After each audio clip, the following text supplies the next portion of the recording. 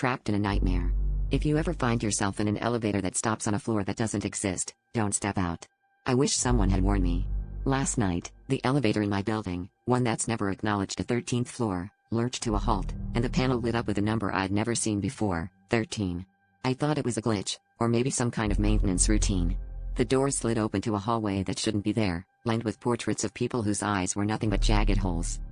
Stepping out, I felt the air shift, heavier, colder, and thick with something like static.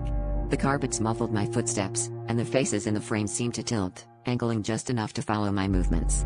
As I walked deeper, the lights began to flicker and dim, and the portrait's scratched-out eyes somehow seemed to widen, as if they could see me perfectly in the dark. I felt watched, not by people, but by the memory of something that once lived and now lingered on the walls.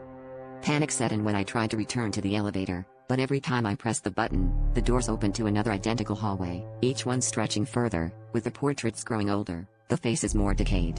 My phone, my last tie to reality, flickered in my palm. Every time I checked, the battery had dropped not by a percentage, but by years.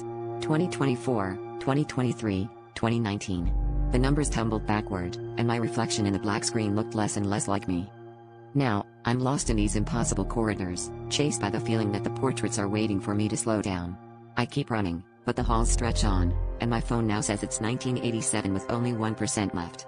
I think when it hits 0, I'll find out what happens to people who step onto floors that shouldn't exist, and I'm terrified that's when I'll finally belong in one of those frames, watching the next unlucky soul arrive.